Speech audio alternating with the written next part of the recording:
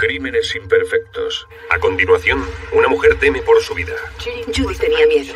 Temía que le pasara algo. Le esperaba en casa. ¿Sabe quién ha disparado? Las pruebas demuestran que la esperaba. ¿Era algún conocido?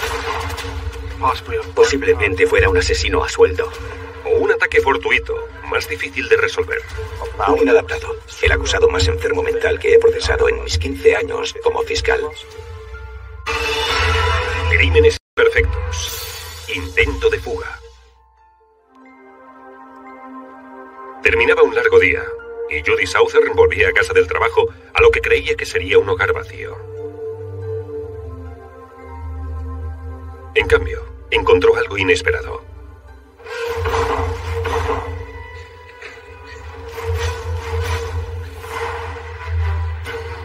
Intentó llamar a su marido al trabajo, pero ya se había ido. Llegó a casa minutos después. La oí gritar mi nombre. Le pregunté, ¿qué te ha pasado? Y me respondió, me han disparado. Allen vio la herida de bala, la llevó al coche y se apresuró hacia el hospital.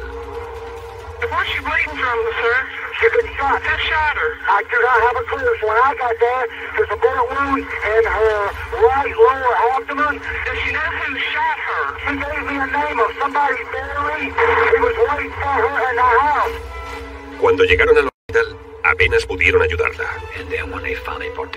Cuando trajeron la camilla, la tumbaron, empezaron a gritar código azul, código azul. Sabía que no era buena señal. Judy falleció en la mesa de quirófano antes de que su melliza llegara. Si la hubiera podido ver en el hospital, le hubiera preguntado, ¿tenías miedo? ¿Y no pensaste en nosotros? Porque yo me hubiera cambiado por ti. Sin duda lo hubiera hecho. Te hubiera dado cualquier parte de mi cuerpo que necesitaras. Y le hubiera preguntado si sabía realmente lo mucho que la querían.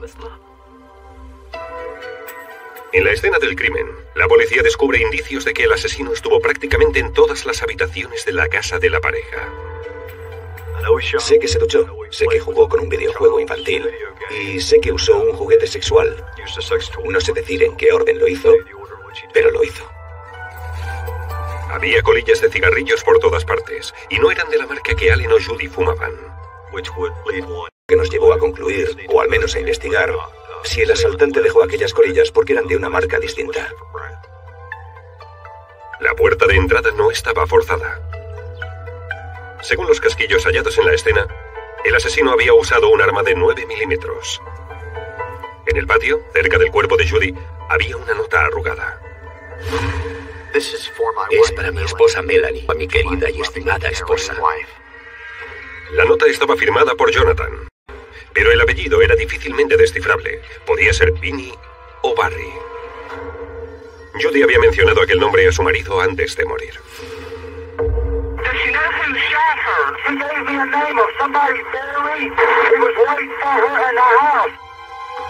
Allen decía no conocer a nadie que se llamara así. Cuando se buscan sospechosos, la policía suele empezar por el cónyuge. Siempre que disparan a una esposa, particularmente en casa, el marido no solo es sospechoso, sino el principal sospechoso. Allen declaró que volvía del trabajo cuando ocurrió el tiroteo. Debo admitirlo, en esos momentos sospeché de Allen. No tenía nada que ver, aparte de que mi esposa era la víctima. Era la madre de mi hijo, a quien mataron.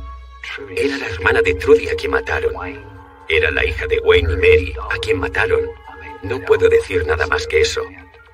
Esa es mi relación con lo que ha pasado.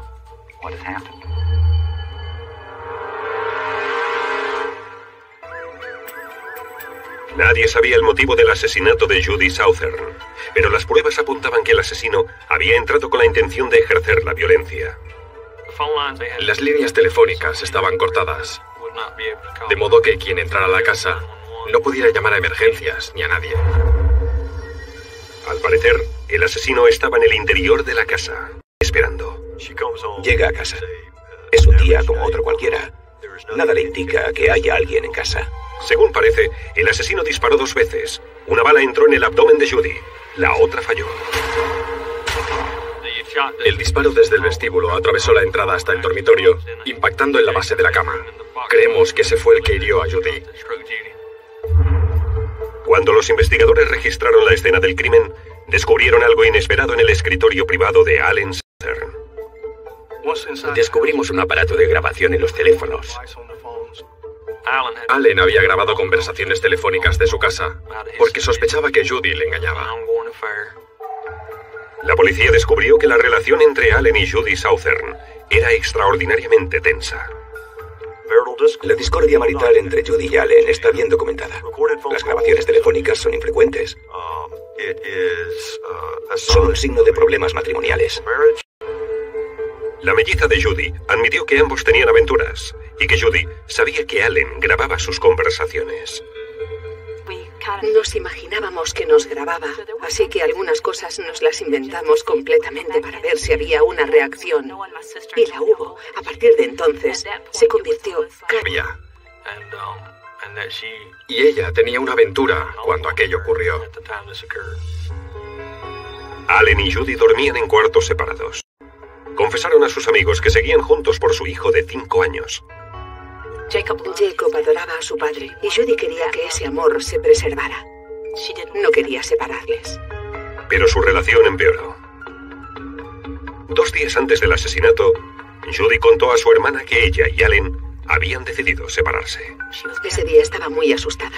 Temía ese día en que Allen quisiera matarla porque había llegado a un punto en que su relación se había vuelto más hostil.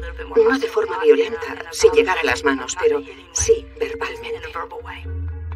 Supimos por sus amistades que les había advertido que si le sucedía algo, Allen tendría algo que ver.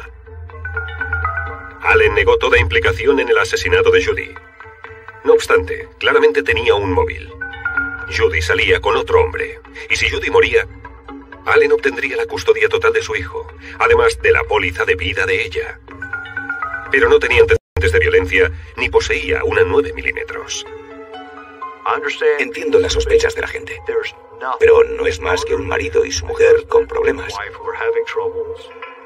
Dios sabe que si todos los matrimonios que acabo de describir terminaran en homicidio, habría que construir muchos más cementerios de los que hay.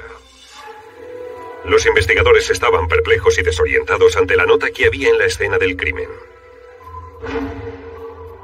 Aunque la firma era ilegible, el nombre del encabezamiento estaba claro: Melanie Binney. Como en la nota ponía "a mi esposa Melanie", los investigadores comprobaron los certificados de matrimonio e identificaron al marido de la mujer como el joven de 26 años, Jonathan Binney. Los Binney vivían a unos 5 kilómetros de los Southern. Allen Southern declaró que no conocían a los Binney. Son tan vecinos como lo son la gente que vive a 1,5 kilómetros en Manhattan. Los investigadores debían averiguar si se trataba de un asesinato por encargo. Y Jonathan Binney era el asesino. En los registros de llamadas de sus móviles, créame que comprobamos si Allen Southern había llamado a Jonathan Binney. No, ni la más mínima conexión, aparte de ser socios de la misma biblioteca, igual que el resto del condado de Spartanburg. Los investigadores decidieron visitar a Jonathan Binney. Y según dicen, lo que vieron era imposible de describir. Era tan vil y nauseabundo como nadie se imagina. En la escena del asesinato, los investigadores hallaron una nota de suicidio dirigida literalmente a "mi mujer Melanie Binney". Una comprobación de antecedentes reveló que el marido de Melanie, Jonathan Binney, había sido arrestado hacía poco tiempo. Jonathan Binney está en libertad bajo fianza por la violación de su hija de 3 meses de edad. En la nota de suicidio, Binney decía que quería matarse, porque la idea de ir a la cárcel por la violación de su hija le resultaba insoportable. La presión que tenía era intensa. No podía soportarla. Era sin duda una pieza vital para las pruebas de este caso. Sabíamos que podíamos conseguir un análisis grafológico.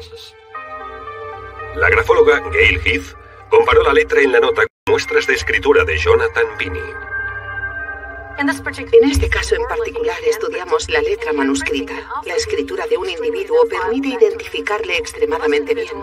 La mayoría cuando aprenden a escribir lo hacen usando unos cuadernillos de caligrafía que son letras impresas en un libro de texto. Había varias similitudes claras. La G minúscula, especialmente a final de palabra, era más abierta de lo común.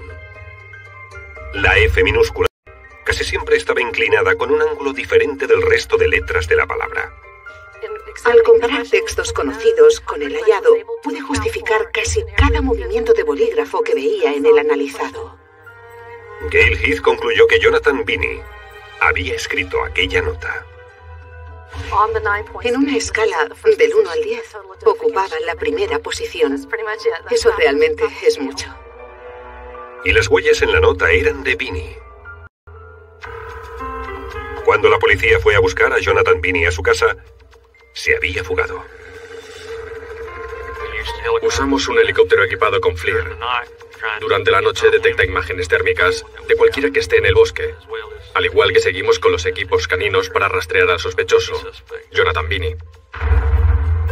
A la mañana siguiente, los investigadores volvieron a casa de Binney, y esta vez lo encontraron escondido en el sótano. Iba sin camisa, con parches de nicotina en el pecho. Jonathan Binney nos reveló que se había puesto varios parches de nicotina con la esperanza de sufrir una sobredosis y suicidarse. He oído que si compras unas 6 cajas y te pones 50 parches de nicotina, si es un auténtico intento de suicidio. Con 4, conozco a gente que estudia para los exámenes y lo hace, pero para mantenerse despierta. Lo estaban sacando del sótano, y Jonathan Binney hizo lo que calificamos como una articulación espontánea. Está muerta, ¿verdad? Y el ayudante preguntó, ¿quién? Y respondió, la mujer a quien disparé. Y se retractó de su confesión. Las colillas de cigarrillos en la escena se enviaron al analista Ken Vaughan. Las seccionó para extraer células de la saliva que pudieran estar presentes. Normalmente no es problemático extraer ADN de un cigarrillo. Depende de la cantidad de ADN depositado en las colillas. La saliva de los cigarrillos era de Jonathan Binney.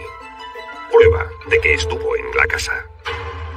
Los investigadores hallaron una 9 milímetros en pleno campo entre la casa de Binney y la escena del crimen. Los científicos dispararon una bala de prueba y la compararon con la bala de la escena del crimen. Basta con mirar por unos binoculares. De hecho, comparas el espécimen de la izquierda con el de la derecha y buscas marcas comunes entre ambos objetos. El test no dejaba duda. El arma hallada en el prado era el arma del crimen. Los investigadores descubrieron pruebas en la habitación de Binney que demostraban la posesión de aquella pistola. Había unos pantalones vaqueros con una bala Macaron de 9 milímetros en el bolsillo.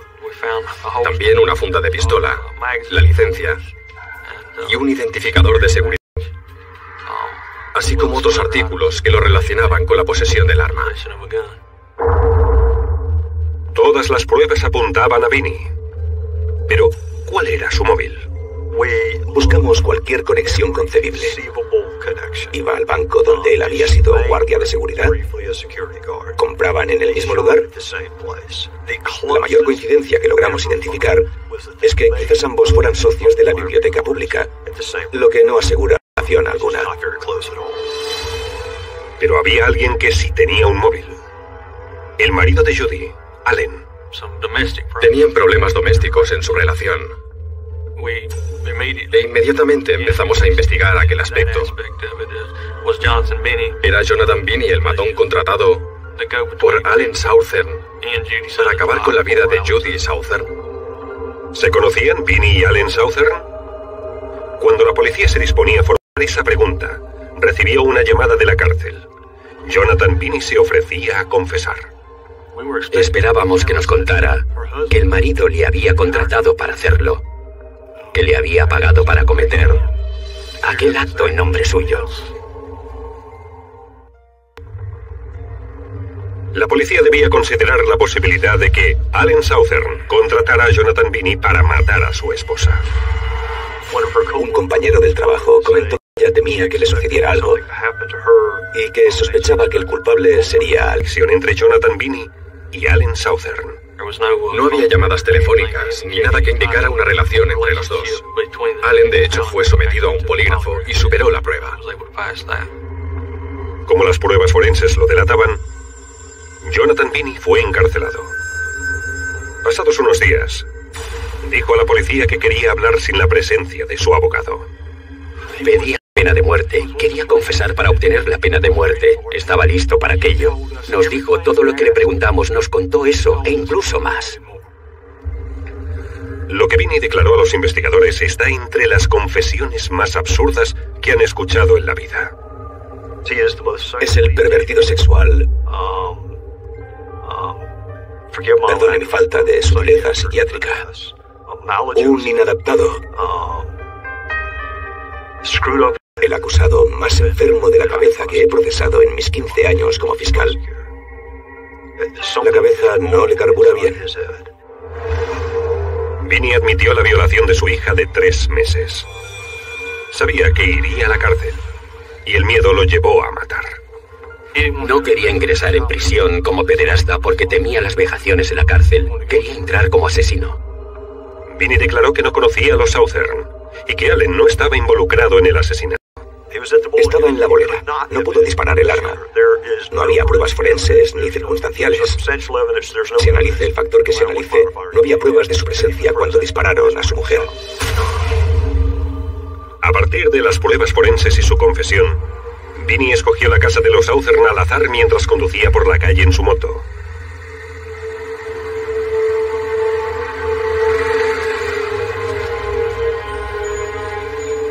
Entró en la casa vacía a través de una ventana abierta. Luego, cortó las líneas telefónicas. Como su intención era matar, hubiera matado al primero que entrara en la casa. Y no podía saber si iba a ser Allen, Judy o su hijo de 5 años. Mientras esperaba, las pruebas demuestran que almorzó.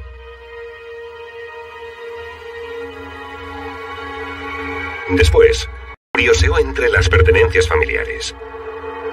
E incluso se duchó.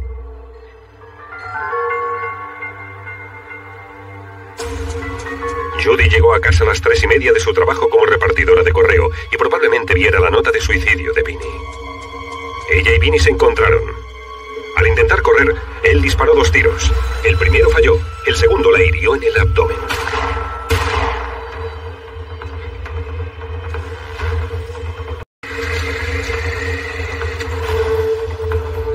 Judy usó su móvil para llamar a su marido, que llegó poco después, y la llevó rápido al hospital. Como había leído la nota de suicidio, sabía cómo se llamaba su asesino. Murió horas después en el hospital. Al parecer, no quería ir a la cárcel, acusado de pederastia. Decidió que sería un asesino, y por lo que entiendo, supuestamente un asesino de masas. Mi hijo y yo no llegamos a casa cuando se esperaba. Jonathan Vinny fue juzgado por el asesinato de Judy Southern y por la violación de su hija de 3 meses. Fue condenado a la pena de muerte. Lo más confuso del caso de Jonathan Vinny es que escogiera a un completo desconocido. Y eso fue lo que para el jurado y otros, e incluso para los miembros de la familia de Judy, costó más de aceptar. Es uno de los crímenes más extraños y que menos sentido tienen. Y casi termina con el arresto de Allen Southern. Una víctima, no un asesino. Para eso están las pruebas. Y me parece que las pruebas hablan por sí solas en lo que se refiere a mi implicación. Pese a la insólita naturaleza del crimen y a la falta de testigos, la ciencia probó que Jonathan Vinny había matado a Judy Southern, aún sin tener conexión alguna con ella. Pudieron probar que sí, sin la menor duda, estuvo allí. La ciencia actual es más efectiva que cualquiera. No eres consciente hasta que no te afecta, pero me alegro de que exista. No me da pena, porque la única razón que lo llevó a matar fue querer ser un asesino y no un pederasta. Nos preocupa sinceramente tener demasiadas pruebas, que no hubiera cabos sueltos de cara al jurado, porque a veces al jurado le gusta atar cabos por sí solo, pero en este caso no lo sabía. Crímenes imperfectos. A principios del segundo semestre de 1995, se denunció la desaparición de la estudiante universitaria de 23 años Tina Biggar. estaba realizando un proyecto de investigación sobre los riesgos sanitarios de las acompañantes de lujo de Detroit. Pero pronto descubrió que las prostitutas se enfrentan a otros muchos riesgos en su trabajo. Se enfrentan a la posibilidad de sufrir agresiones.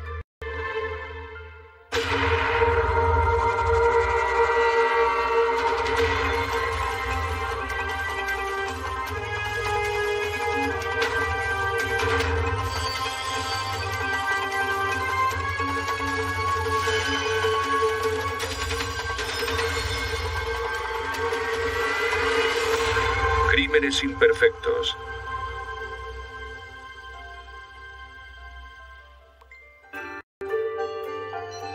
Tina Biggar era una estudiante de psicología de 23 años que estaba a punto de terminar sus estudios en la Universidad de Oakland, a las afueras de Detroit. Provenía de una familia de militares y, según sus amigos, era una chica vivaz y trabajadora. Tina Biggar era la típica chica norteamericana. Su familia se dedicaba al salvamento marítimo. Su padre era comandante de salvamento marítimo y su madre enfermera.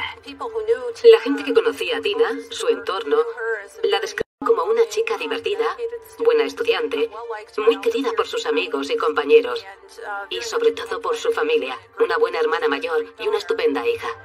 Tina compaginaba sus estudios con un trabajo de camarera en el restaurante Rochester Chop House y vivía con su novio Todd Nurberger en un exclusivo complejo de apartamentos no muy lejos de su universidad.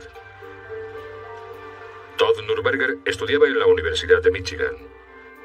La pareja tenía una relación intermitente, por la que sus amigos no apostaban demasiado. Tina tenía un lado oculto. Podía ser muy desconfiada, vengativa, y tenía mucho carácter a veces. Pero no mucha gente conocía esa parte de Tina.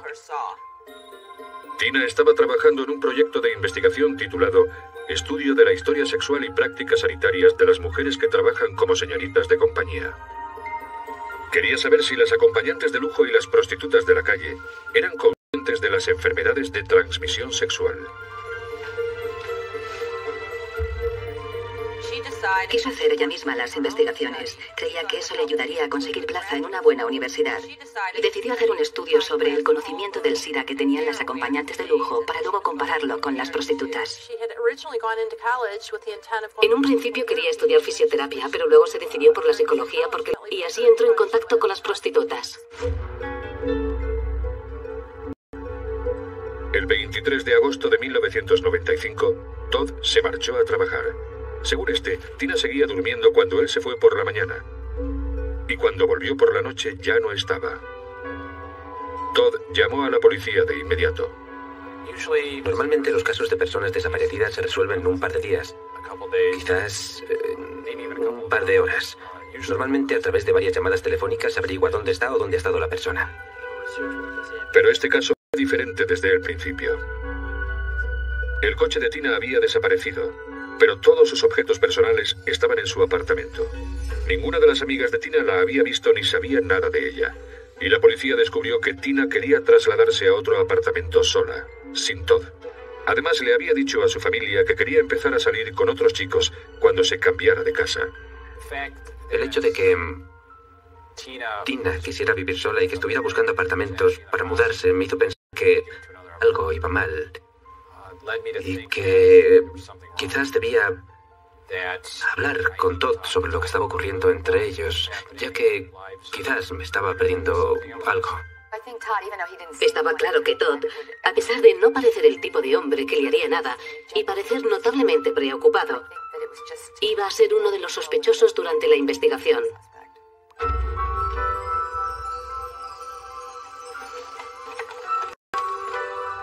La policía averiguó que Tina encontró pruebas de que Todd estaba viendo a otra mujer.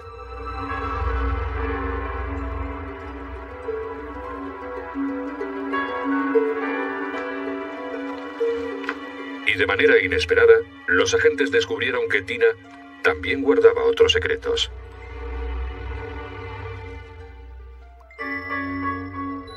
Tina Biggar, estudiante de psicología de 23 años, era una excelente estudiante que, según sus amigos, tenía una prometedora carrera por delante. Desapareció sin dejar rastro poco antes de acabar el segundo semestre en la Universidad de Oakland, a las afueras de Detroit.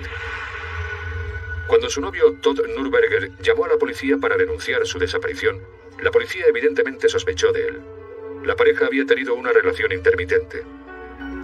Unos meses antes, Tina encontró una tarjeta muy sugerente de otra mujer dirigida a Todd y descubrió que éste le era infiel. Bueno, tenían una relación con muchos altibajos. Se les veía discutir con frecuencia. Él la quería mucho, pero los dos tenían mucho carácter. Él pasaba más tiempo con ella que con nadie y posiblemente la conocía mejor que nadie. Por tanto, era el sospechoso principal. Tina trabajaba como camarera en el restaurante Rochester Chop House. Cuando Todd llamó al restaurante para saber si había ido a trabajar, dijeron algo alarmante. Tina había dejado el trabajo hacía 4 meses. De acuerdo. Gracias. Tina no había dicho nada de esto a Todd. Y lo que es más, seguía lavando y planchando su uniforme de camarera como si nada hubiera cambiado. Todd registró su apartamento para buscar pistas sobre el paradero de Tina.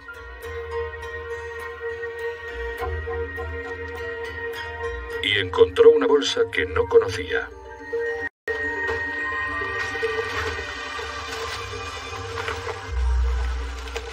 En el interior había preservativos, medias, lencería, lubricantes sexuales, recibos de tarjetas de crédito y sobres dirigidos al servicio de compañía de Los Ángeles con el nombre de Crystal en el extremo superior izquierdo.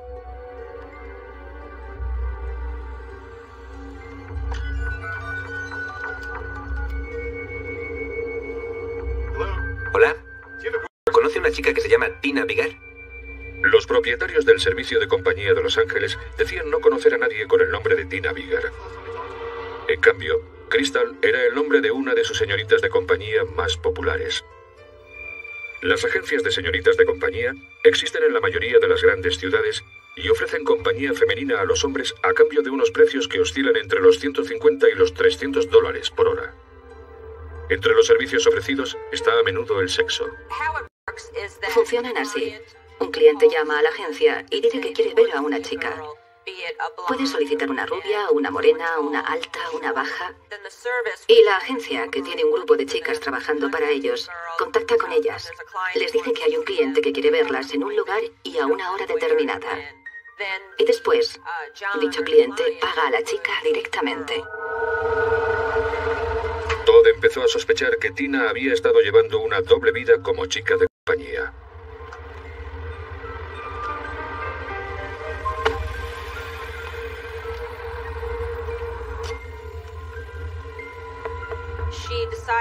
Decidió hacer un estudio de las acompañantes de lujo y su conocimiento del SIDA. Y se puso en contacto con agencias de compañía para poder hablar con las chicas directamente. Empezó haciendo eso y creo que le empezó a atraer ese mundo. En parte por el dinero, ya que estaba sin blanca. Había gastado todo el crédito de sus tarjetas. Necesitaba un coche nuevo y tenía que pagarse los estudios. Y esas chicas ganaban mucho más dinero que ella trabajando en el restaurante. Llegó a ganar $250 por cita. Mujeres, y creo que ella la quiso hacer realidad. Tenía una fantasía y quería más atención, pero de una manera distante. Y siendo una chica de compañía lo conseguía, porque esa es la clase de atención que se tiene. Y quizás también le daba cierto poder.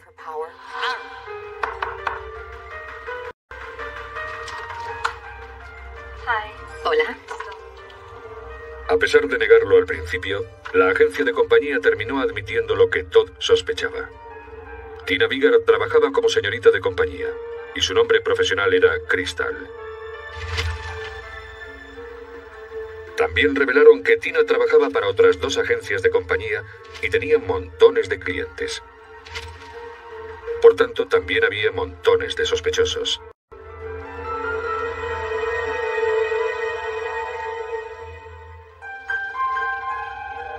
La investigación de la desaparición de Tina Vigar destapó un oscuro secreto.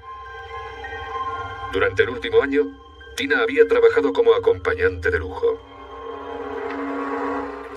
Posiblemente era muy importante para Tina que su novio no descubriera lo que estaba haciendo, ya que vivían juntos.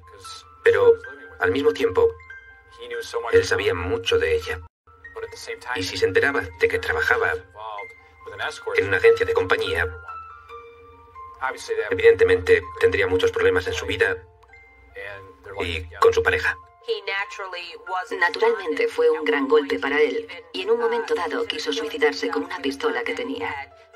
Pero sus amigos le convencieron de que no lo hiciera, y a partir de ese momento decidió que haría todo lo que tuviera que hacer para averiguar qué le había ocurrido a Tina. Los datos de la agencia de compañía revelaron que los servicios de Tina eran muy solicitados por un hombre llamado Ken Tranchita.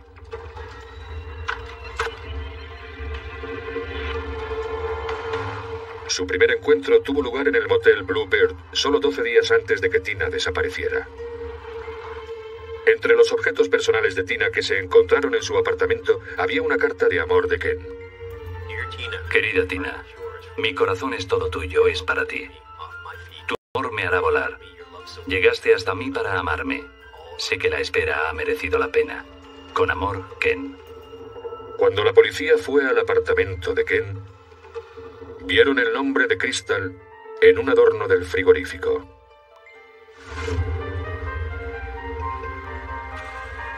Según un vendedor de coches de la zona, Tina estuvo con Ken Tranchita viendo coches.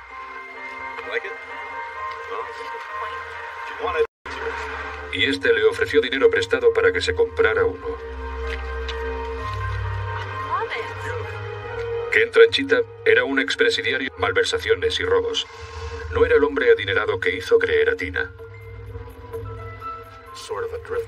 Iba dando tumbos por la vida. Era un ladronzuelo y un estafador de poca monta.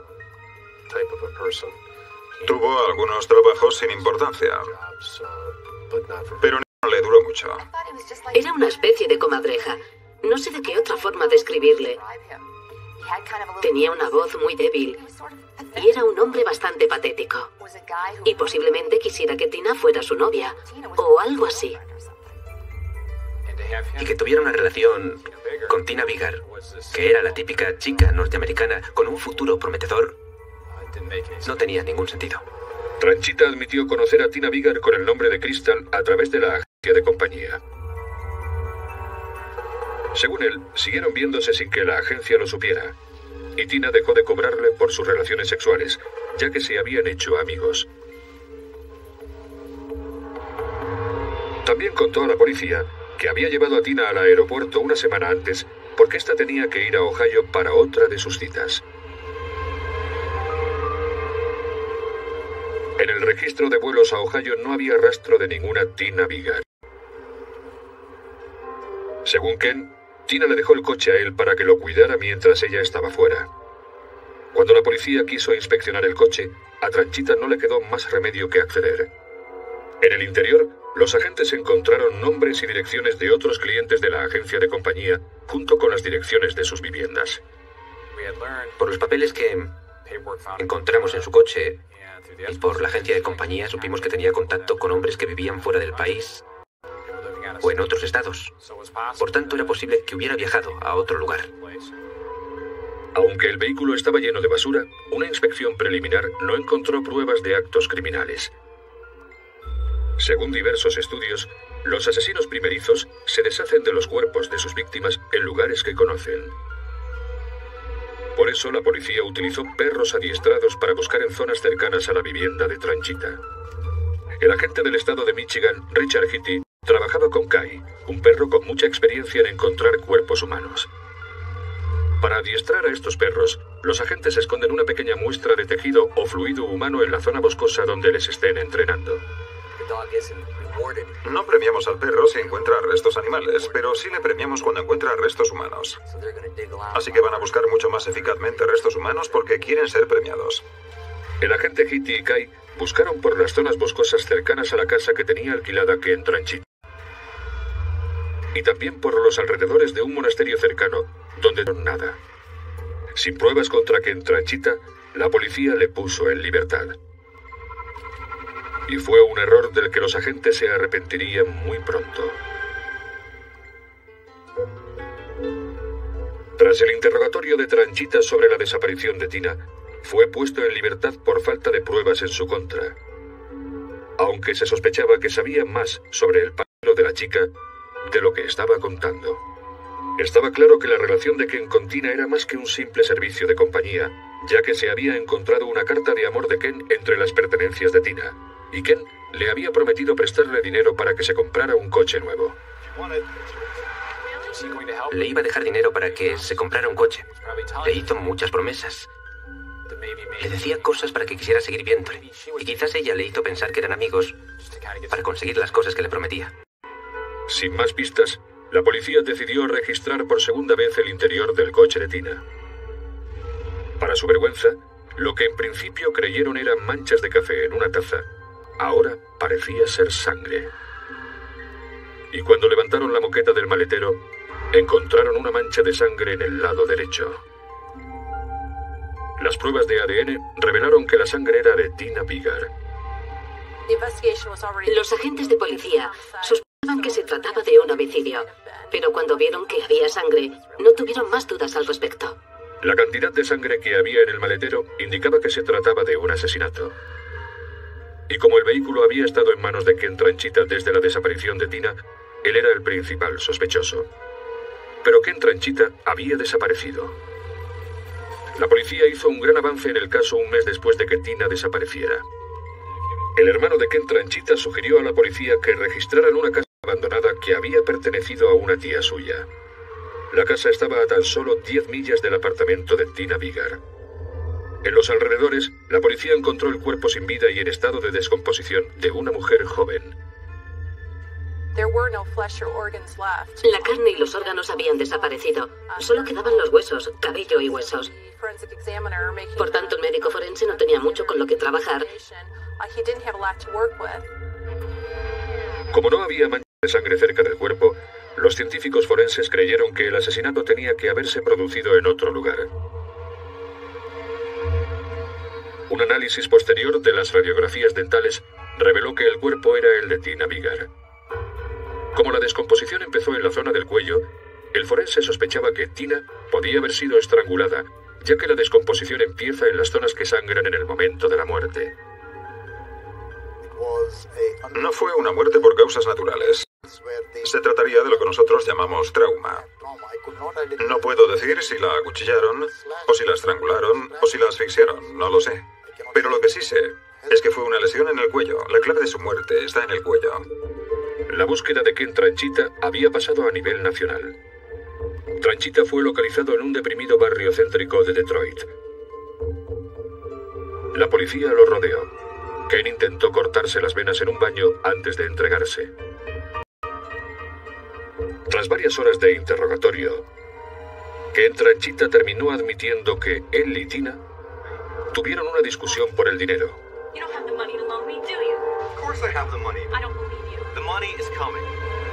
Y que Tina se había caído y murió al golpearse la cabeza. Sin embargo, las radiografías del cráneo de Tina contradecían esa versión. No tenía ningún tipo de fractura en el cráneo. Y de haber tenido alguna hemorragia interna, yo habría visto marcas de sangre en el interior del cráneo. Y no vi ninguna. Aunque Tina podía haber sufrido algún tipo de traumatismo craneal, ya que se había encontrado sangre en el maletero de su coche, esa lesión no pudo ser mortal. Cuando se lo hicieron saber a Tranchita, su declaración conmocionó a los agentes. Lo que dijo fue, ¿han querido a alguien tanto que harían lo que fuera por ayudarle? Y cuando le insistieron para que explicara qué quería decir con ello, les dijo, bueno, en aquella época Tina era tan infeliz que tomé la decisión de acabar con todo aquello para que dejara de sufrir. Y en cuanto los agentes oyeron eso, pensaron, Dios mío, ha cometido un homicidio en primer grado. ¿Sería posible acabar reconociendo los hechos y evitar el juicio? Renuncio a mis derechos y reconozco mi culpabilidad para evitar el juicio. Me declaro culpable, señoría. Ken Tranchita reconoció su culpabilidad y se declaró culpable de homicidio en segundo grado. La familia de Tina, reacia a que la doble vida de Tina se hiciera pública, aceptó el trato. Los fiscales creen que cuando Tina descubrió que Ken le había mentido sobre el préstamo que le iba a hacer para comprarse un coche, se pelearon. Tina se golpeó la cabeza y posteriormente fue estrangulada o asfixiada. Ken colocó el cuerpo de Tina en el maletero de su coche, y después lo dejó en una zona boscosa cercana a la casa de su tía. Fue un trágico final de una historia muy desafortunada. Tina se encontraba en una encrucijada. Estaba confundida, tenía problemas económicos. Y lo que la llevara a acabar en una vida muy prometedora por delante antes de eso.